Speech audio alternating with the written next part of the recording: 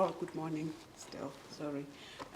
Maybe first of all, just to thank you, Andrew. Thank you, HSE and PEROSH, for giving me this opportunity to come here. And a special thank you specifically to you, Andrew, for the Sheffield meeting that I really, really enjoyed. It was an enriching experience, meeting with all sorts of people from all over, and I really learned a lot. And I'm hoping that we will continue collaborating, and with the virtual platforms, we are able to exchange ideas.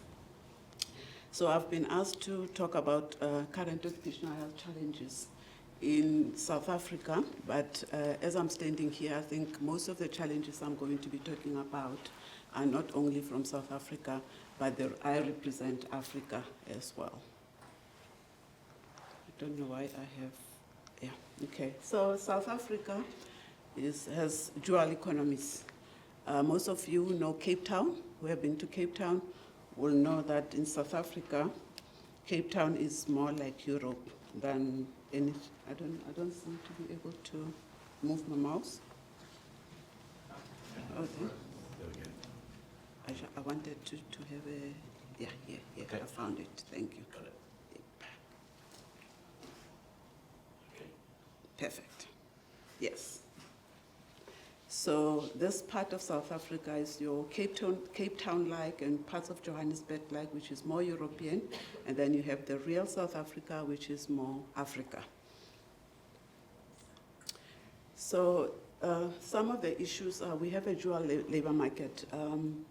Formal market is declining, is really declining, versus the rising informal economy. And I'll talk a little bit about informal economy later on. There's a lot of use of cheap labor from especially undocumented migrants. And sometimes they get paid, at times they don't get paid, but they do get abused by employers.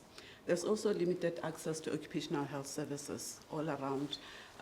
Most of the multinational companies, your German companies, your BMWs, your VWs, and other manufacturing have very good occupational health services, but the majority of employees out there don't have access to occupational health services, and in the public sector, there's virtually no occupational health service delivery. We're still grappling with historical exposures because of abandoned mining. We have closed our asbestos mines a long time ago, but a lot of them are abandoned and there's still exposures environmentally as well. And we have now the undocumented miners. They call themselves zamazamas, which means hustlers. They go into these abandoned mines. For instance, this one is an abandoned coal mine, and this one is an abandoned gold mine, this one. So they still go in down there, try to excavate and rescue some of the gold, and there is a market, unfortunately, for it. And most of them die underneath heat and other exposures. It's really a big problem for the politicians.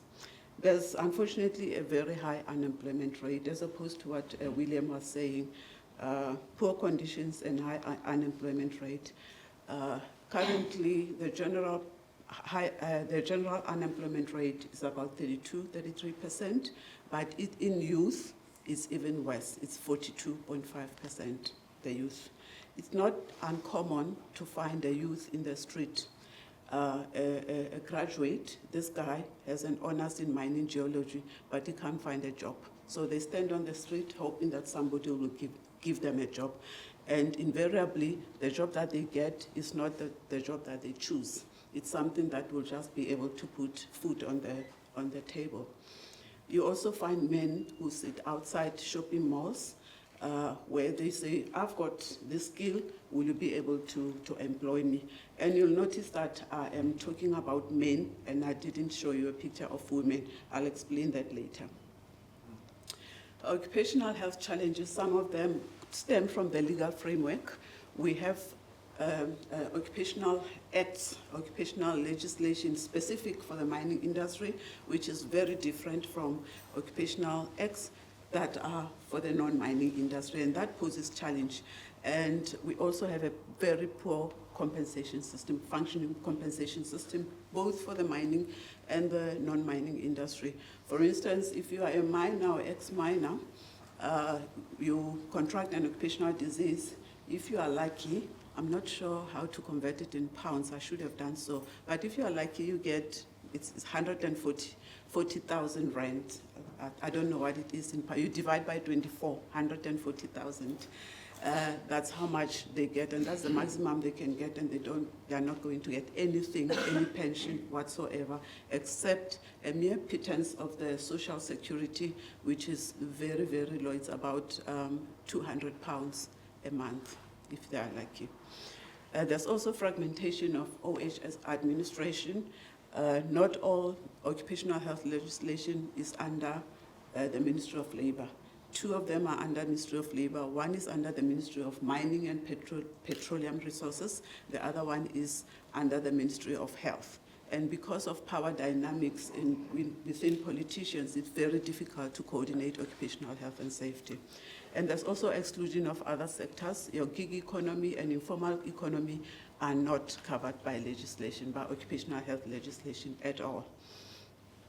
There's no political commitment. We don't have a national strategy. We have tried as the National Institute of Occupational Health to do so, but there has been political resistance to have so. So there's no dedicated personnel at the national level to drive occupational health, so there is no policy.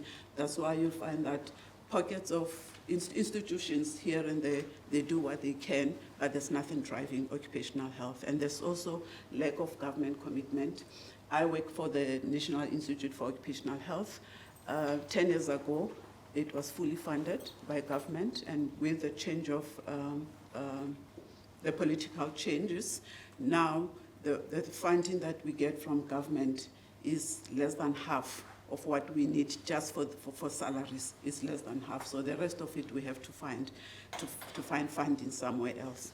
And as I mentioned earlier on, occupational health services, large underserved population, and occupational health professionals. We do have enough, I think, to go around, but because occupational health is not that much prioritized, and in fact, in the public sector, it's a luxury profession.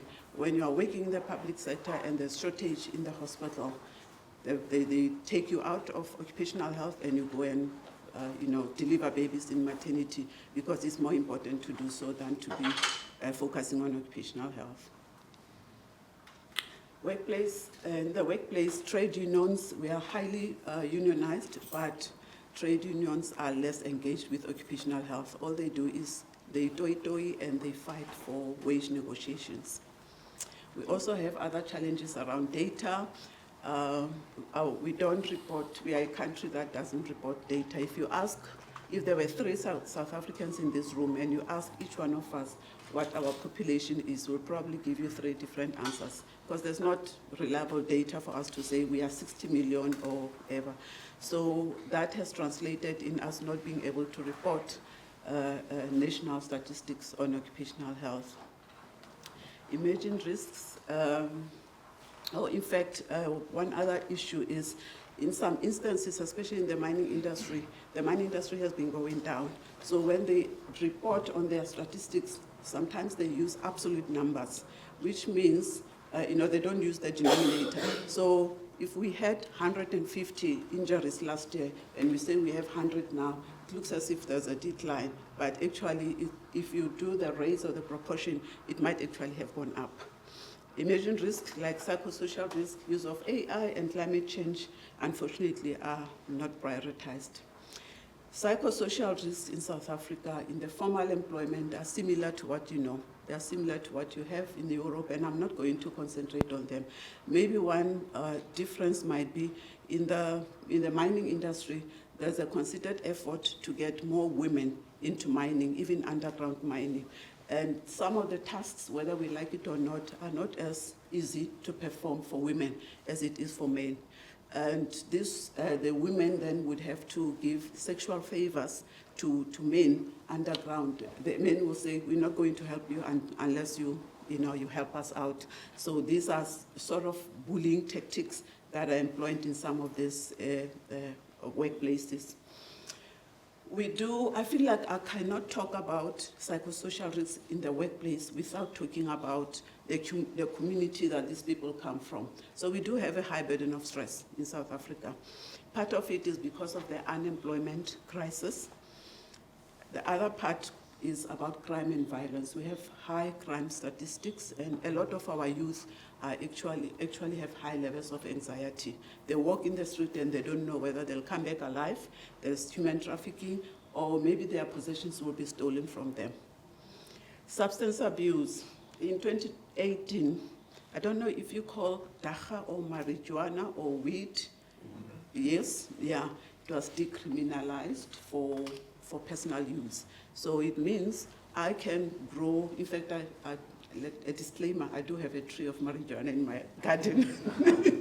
I can grow marijuana and use it for my personal use. And it's fashionable for the youth in South Africa to be smoking wood. I'm sure 1 in 2 women and men, 1 in 2 teenagers smoke weed socially, and they don't see anything wrong. And we know that there is a high possibility that they will get mental ill health. Alcohol and illicit drugs are freely available. You go anywhere, you find them. There's also traditional beer that is potent that people have access to. Unfortunately, there's failing healthcare, so we don't have enough doctors. Last week, we were told 1,800 newly qualified doctors cannot find employment in South Africa. This is at the backdrop of us needing more doctors within the public sector. So the issue is corruption in government. There's not enough money to employ them. We need them, but we don't have money to pay them. Cultural issues and stigma. Unfortunately, mental ill health is still seen as a taboo. So many men especially will not come forth and say, I'm sick. And if you have a mental issue, then you'd rather say you have been bewitched than you want to go to a witch doctor. It's seen as more acceptable to say so. I'm going to talk about affirmative action just now and the rates of suicide. So affirmative action, in 1994, Mandela said to change the lives of women and to achieve our goals as a nation, we must also ensure that women participate fully within the economic sector. What this has done is, if you have a man and a woman, both of them with exactly the same qualifications and experience, and they apply for the same job, they will give it to the woman.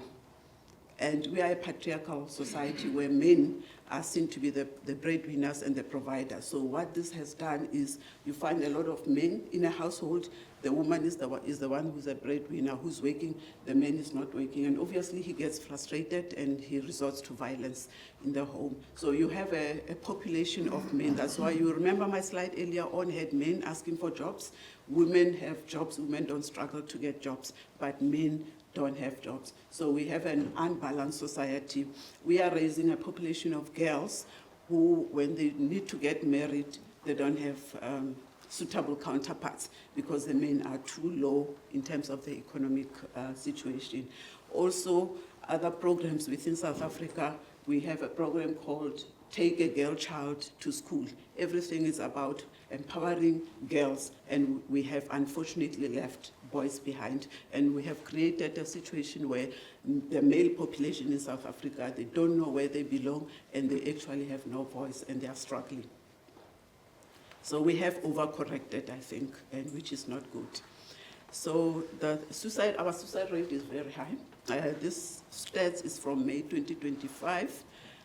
Apparently, part of it is because of financial stress, but also a survey that was conducted by the SADC group said about 3 in 5 employees wished they could afford to quit their jobs. So there are people who are in these jobs not by choice, and they are not happy and they want to leave. And the findings were that the work emerged as a consistent stressor for many that were surveyed, regardless of where they worked, whether it was education or health. So about the rising informal economy, this is in most towns in South Africa, what you'll find predominantly females and predominantly children that work in these sectors. In Africa, you have, I think it's up to 80% or so of informal employment in Africa. South Africa is a little bit better, but Africa is quite worse. And they have unique psychosocial issues that I'm going to allude to right now. This is what happens when you try to be fancy with your slides. So the issues that they face, socioeconomic factors, their income is not guaranteed. In fact, most of them, they go out to find income. You know, they collect garbage on the streets. The money they get is enough only to put a plate of food for them on the day.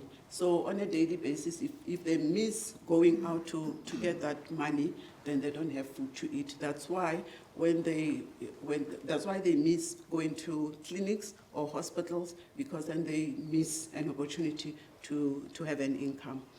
Access to healthcare is an issue, even in situations where there's universal access to health, where it's free for people to come for primary health care. They have barriers in that they still have to pay for transport to go to the hospital, which is very far away. Or they reach the hospital and they are looked into, it's like you are dirty, you are an informal worker, and they don't take care of them. So these are quite serious issues for them. Mental health challenges, violence, I spoke earlier on. We've had a lot of issues around domestic workers that are being abused by their employers. And because of desperation, they really don't have a voice. They can't talk. I think yesterday or this morning, there was a talk here about the culture of silence. They actually don't have a voice at all. And their anxiety is heightened by the fact that they can be robbed by fellow colleagues, or even police can come and dismantle them. So I'm so sorry, I apologize in advance for sensitive viewers. There's a picture that I'm going to show that may not be accepted well. So this picture here, this one was an e-hailer worker, Uber driver, that was burnt alive in his car. You see, this that you see here is part of his limb, and that's all that the family could salvage for them to bury him, because he was taking customers from some. They were competing for customers, and they killed him. This picture here is policemen, so you have to get a permit for you to be a vendor in the street. So the permit, you get it from the municipality. The police come. You see this lady with the children is a vendor, and the police came and they were just shooting around. And these are the same police that are supposed to give you the permit. But the woman was saying, I went to the offices, I couldn't get the permit. We were told the permits were finished by the municipality. What do I do? But they still went on and they took everything that he had. Psychosocial stressors, I spoke about stigma and discrimination, about the dirty work they do, but also most often they try to balance many jobs, multiple jobs, and lack of supportive family structure. As I said earlier on, some of them are migrant workers. I remember although he didn't work in an informal situation, I had a colleague of mine who was a doctor in IT who phoned me, and I didn't realize how much the family support issue is. It's some things we take for granted. He phones me just before Christmas one year, and he says to me, is it possible for me to come and join your family for Christmas? Because in December, always I get depressed because I don't have family. And in Joburg, because it's an industrial town, during December, everybody goes back home. It's very quiet and dirty and depressed, and I didn't realize. And unfortunately, he ended up with mental ill health, later on, and had to go back home to Nigeria. So these are the issues that we may not be aware of, that are really affecting people that are workers or potential workers. Our policies are really not that as inclusive as they're supposed to be. And for this group of employees, it's more like social grants or short-term policy relief of giving you 200 rands here and there, instead of us empowering them and creating safe working conditions for them. and they don't have protection at all. These are some of this is some where some of them would probably work or live, or work and live. And women who are reclaimers, rubbish reclaimers, stay for the whole day, and you can just imagine if it's a young woman with a child or a young woman in her periods, there are no ablution facilities at all in these places. So what have we learned? I'm sorry, I'm trying to cover a lot in a short space of time. We have learned that there are certain interventions that we have to take care of, and acceptability is quite important. Culture is important, that we cannot, there are certain things we can't do without considering culture. Buy-in, that we have to know our role players. Us as researchers, we learned quickly that if you want to bring up a solution, you have to interact meaningfully and not from a top-down approach where you think you know better and they don't know anything. You have to engage them and be able to converse with, whether it's politicians, and we don't have that skill, unfortunately, as researchers, and something that we need to be working on. Appropriateness of our interventions, important, and whether they are feasible. We sometimes, because we are in Joburg and Cape Town, we think everybody has a cell phone, and it's not the case. So some of the interventions might not work. Please tell me how I'm doing on time. Okay. Yeah, so I'm not going to go into these interventions. I think I'll just get in here. So the use of mobile services would work well in terms of increasing access to occupational health services, but also involving unions, which is not only a sense of pride for these people that at least they belong somewhere, but also we are able to engage them because they are all sparse. Some of them are agriculture workers, they are all over. It's not a captive audience. And peer support has been seen to be very good, and the substance abuse as an issue, as a community issue. The unions that have zero tolerance to substance abuse offer more support and are actually part and parcel of the solution of curbing substance abuse in these people. We sometimes forget how spiritualism and traditional medicine influences people's perceptions of ill health and access to health care.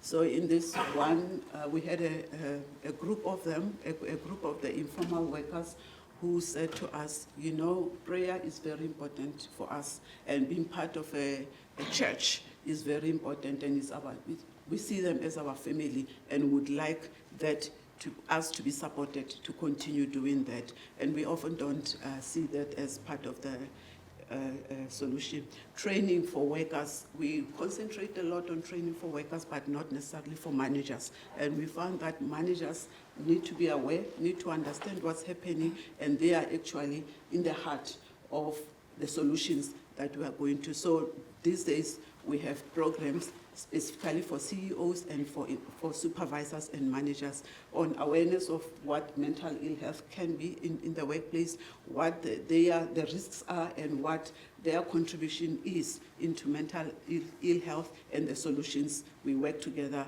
providing solutions. Inclusion of this group into the social security system is very important. I think in 2008, South Africa attempted or tried to include domestic workers in social security. And I'm saying attempted because I don't think it's working well. Not everybody is actually complying, and there's no enforcement really. So the lessons we have learned are that leadership and commitment generally, nationally, but also as it appears for this group of workers, and we need to address social issues. We cannot focus only into the workplaces without looking into what's happening around our workplaces. We saw this model during the HIV/TB pandemic.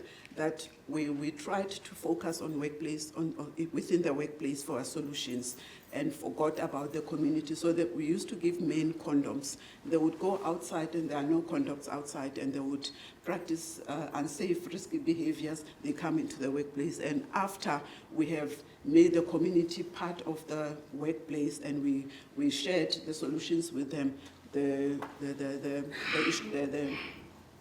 incidence or the prevalence went down quickly. So we have learned that we need to incorporate the community as well. We are very good in identifying hazards. We do risk assessments, we identify hazards, but as in one of the sessions we had with these people, they said, we are tired of answering surveys. You guys don't come back to us to tell us what the issues are and how you're going to intervene. So you just collect information and you are gone. So we are now intentionally so embarking into interventional research where we're trying to propose solutions and address solutions in this group. And it is very important for us to invest in them, and investing in them in this context means providing proper access to occupational health care. In closing, I just want to say mental health is indeed a community issue in our context. It's not solely a workplace issue, and addressing it requires a mixture of policy reforms, social protection, accessible mental health care, and community-driven solutions. Multi-sectoral collaboration is very important within the country, but also outside of the country. Hence, I'm very happy and very grateful that I am in the mix of all of you where possible collaborations outside of South Africa can happen. And I am a firm believer that, I want to quote Lyndon Johnson, that there are no problems we cannot solve together, and very few that we can solve by ourselves. So I just want to leave you with that quote and say mental health, even in informal economy, is a human right, not a privilege. Thank you.